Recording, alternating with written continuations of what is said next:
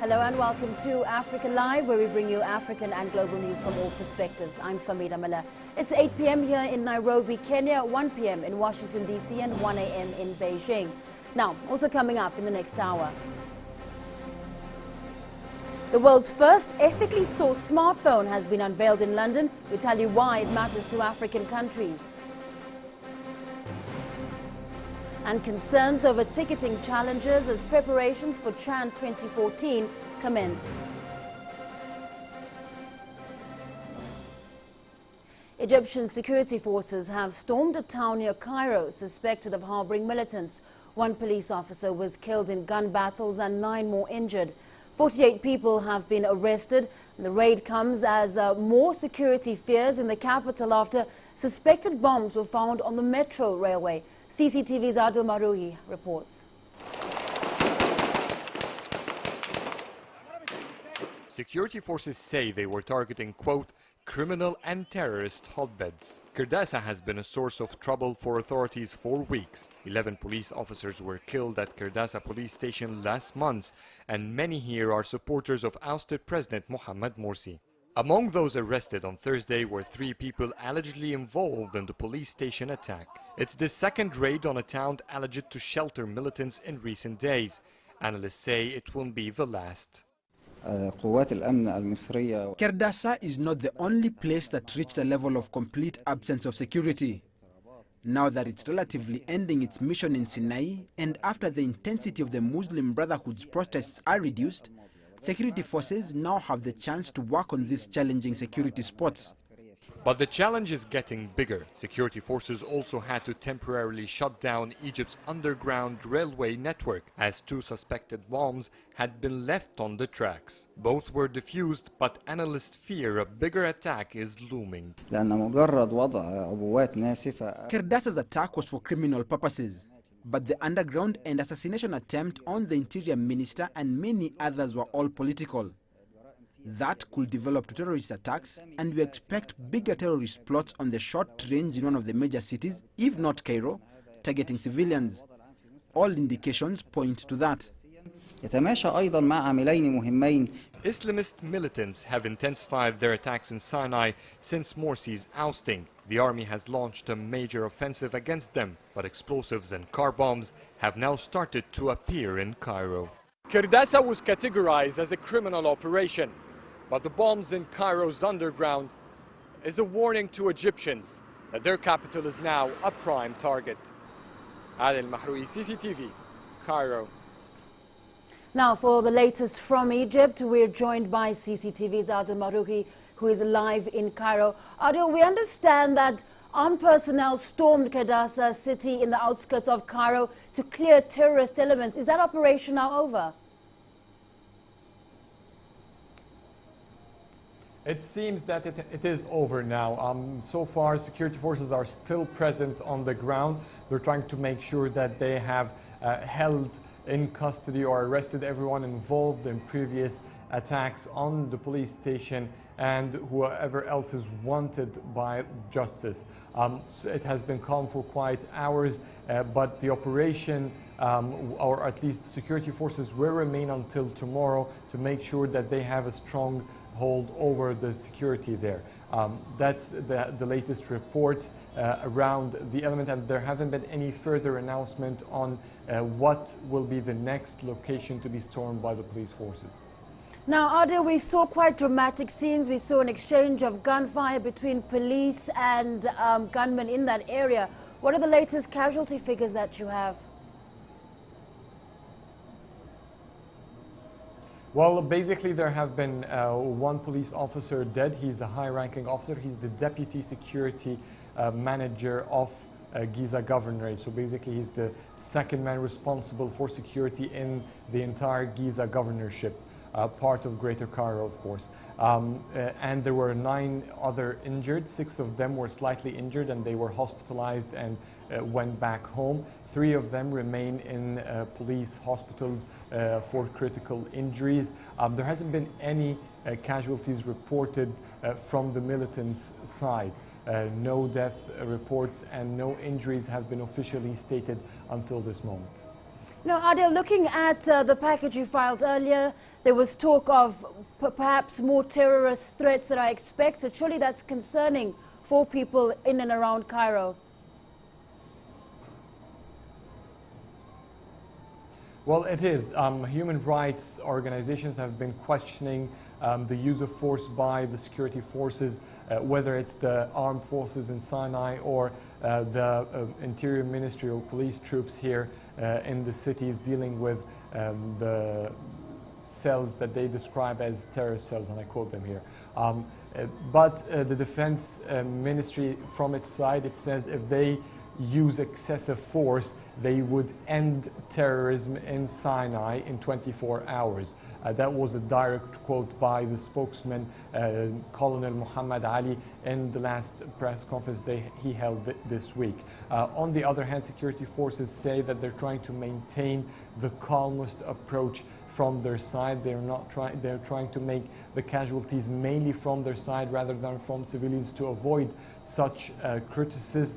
And they say they have been successful in their new approach. They take Kurdasa as an example that no death casualties have been reported from the militant side as a success for what they describe as a tuning down approach toward such terrorist cells.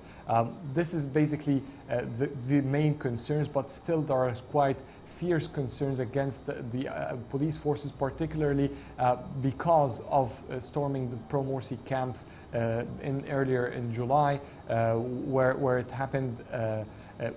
900 were killed, and until this moment there hasn't been any police officer who have been put responsible for killing those protesters. All right, Adil, we'll leave it there for the moment. Thanks very much for that update. We're speaking there to Adil Marouhi live in Cairo.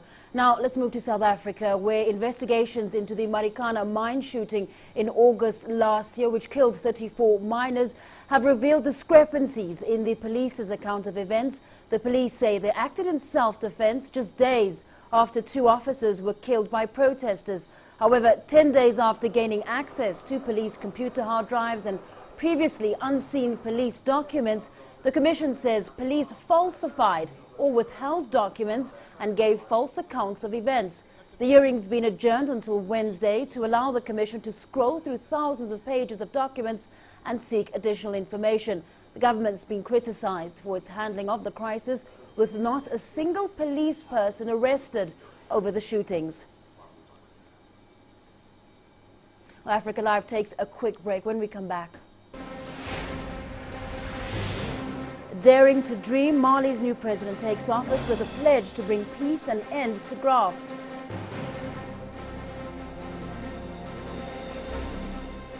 And access denied. ICC bars the public from legal proceedings in the Kenya case over witness safety concerns. President Robert Mugabe won another term in what the African Union and SADC observers described as a free, peaceful and credible election. The election is free. But the West isn't just about to lift the biting sanctions against Harare. As for those old Western countries who happen to hold a different, negative view of our electoral process, we dismiss them as the vile ones. Is it yet another classic case of double standards? Find out in Talk Africa this week.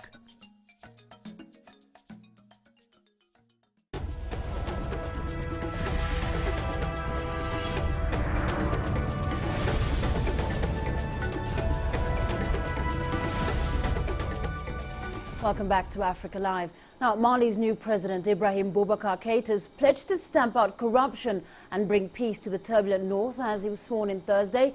The inauguration in the capital, Bamako, comes 18 months after a coup and rebel uprising plunged the country into chaos.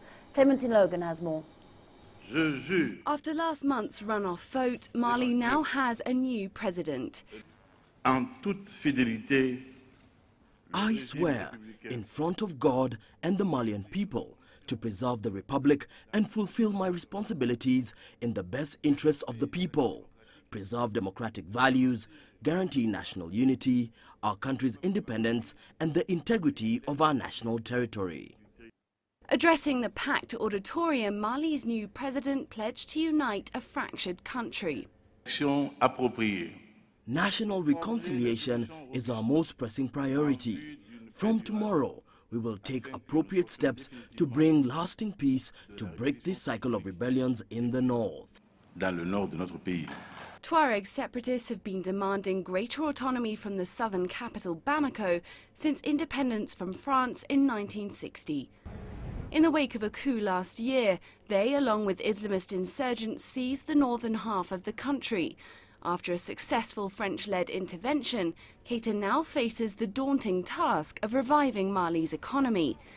Previous peace deals promising development have been undone by rampant corruption, something he's promised to stamp out.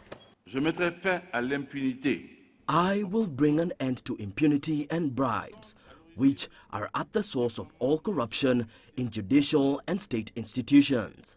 I will restore the state's authority alongside our tireless fight against the corruption that inhibits our social and economic growth.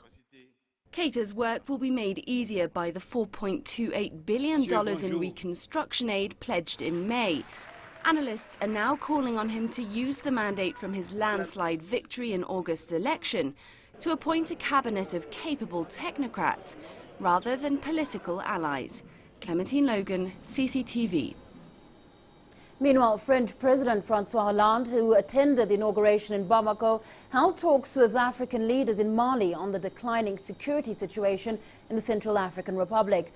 The heads of Gabon, Chad and Cameroon, the main contributors to an African Union force in the CAR, are expected to press for a resolution from the United Nations Security Council. Hollande is set to attend the UN General Assembly in New York next week.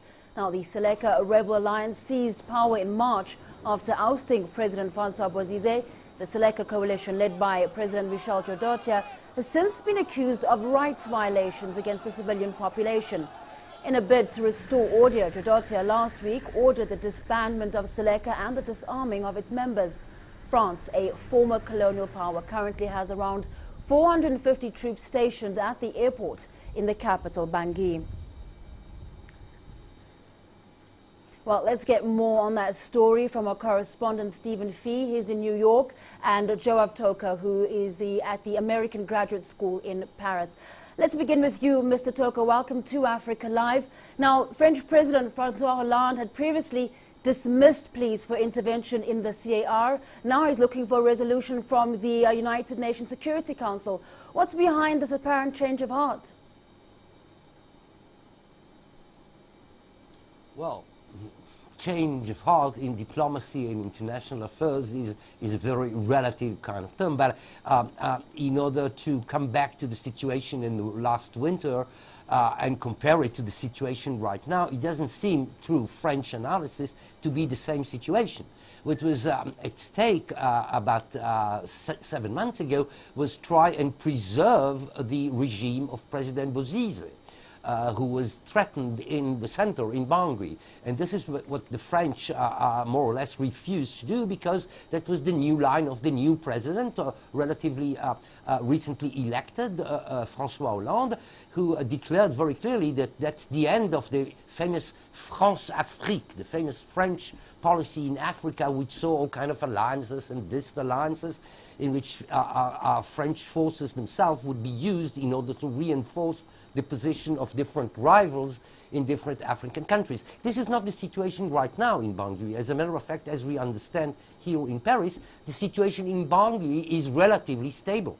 The problem is in the northwestern part of the Central African Republic, and this is actually what President Hollande, I understand, is talking about right now as we are on the air, with at least 4 leaders, 4 African leaders, in view of the Security Council and the UN deliberations on the topic next Wednesday in New York.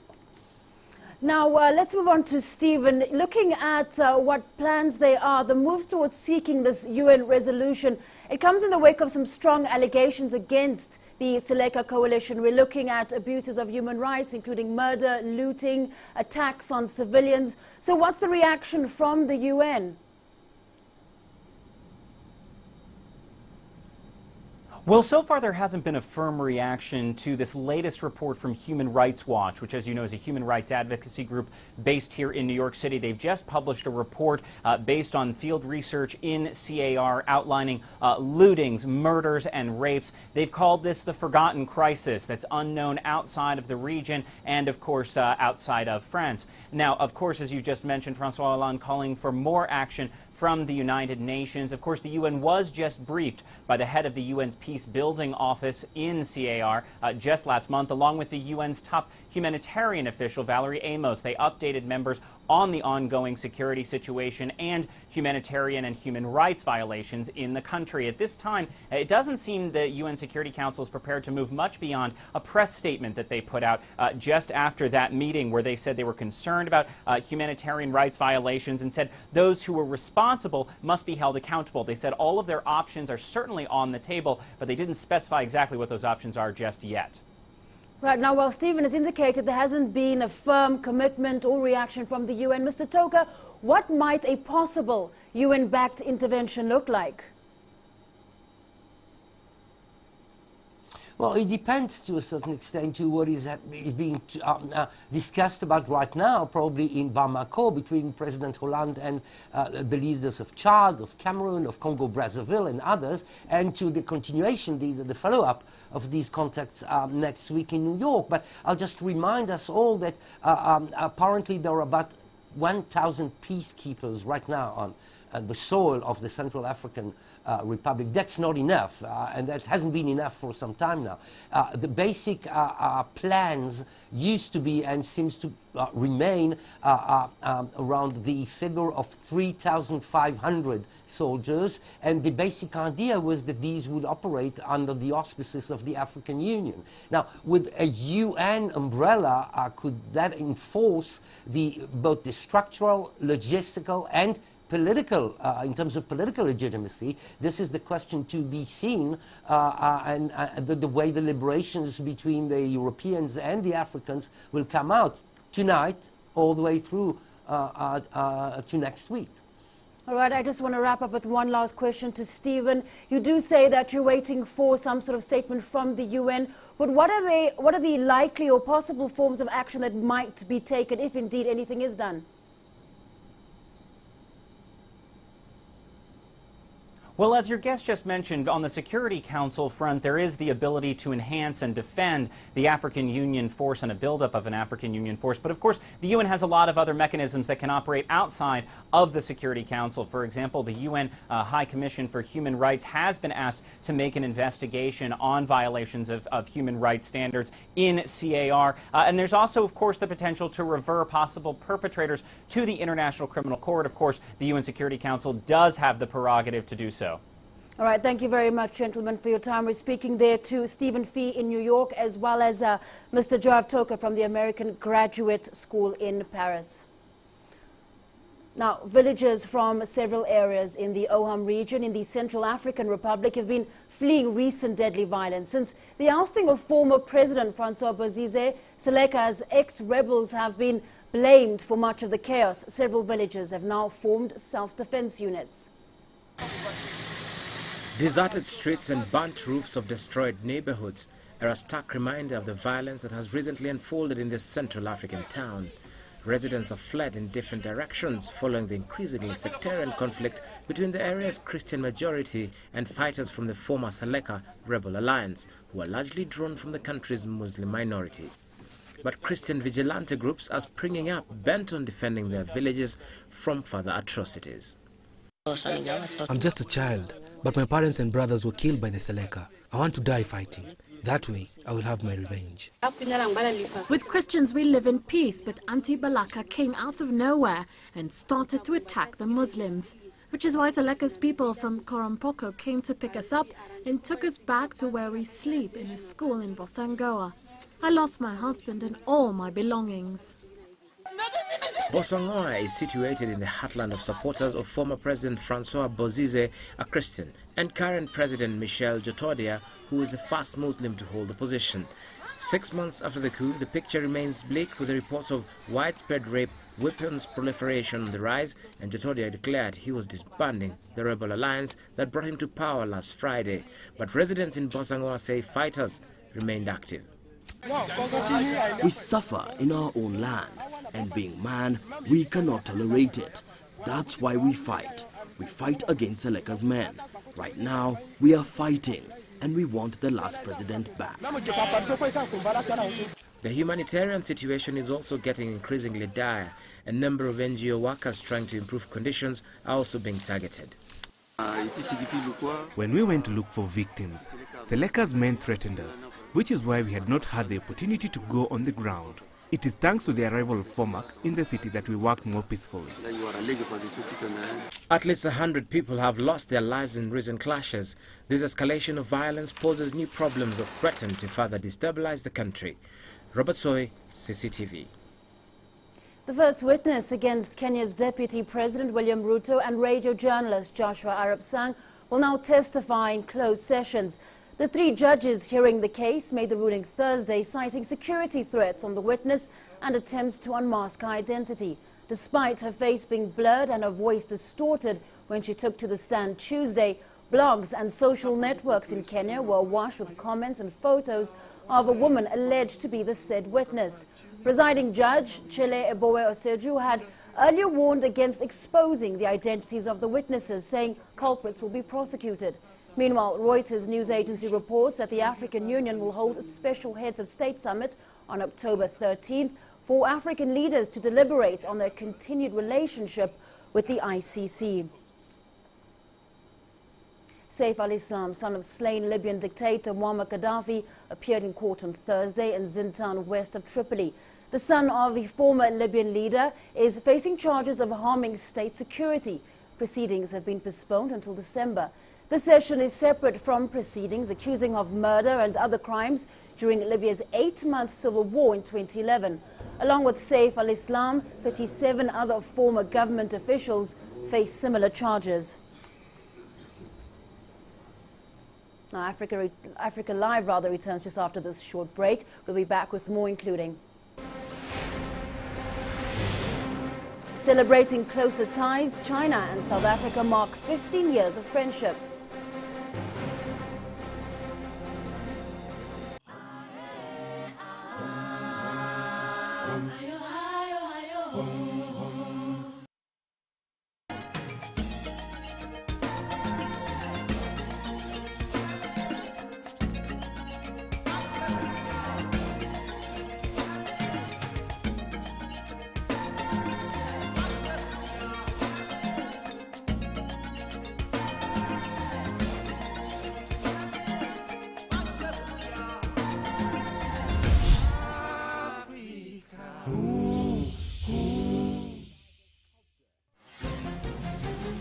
International news with the global perspective.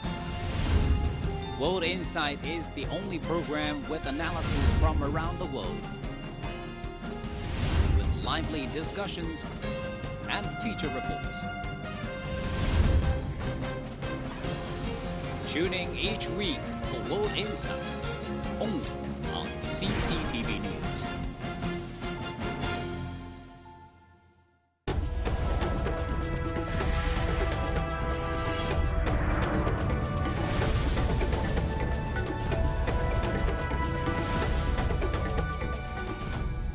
Welcome back. Zimbabwe's opposition movement for democratic change announced its shadow cabinet on Wednesday, which it says will hold President Mugabe and his ruling ZANU-PF party accountable.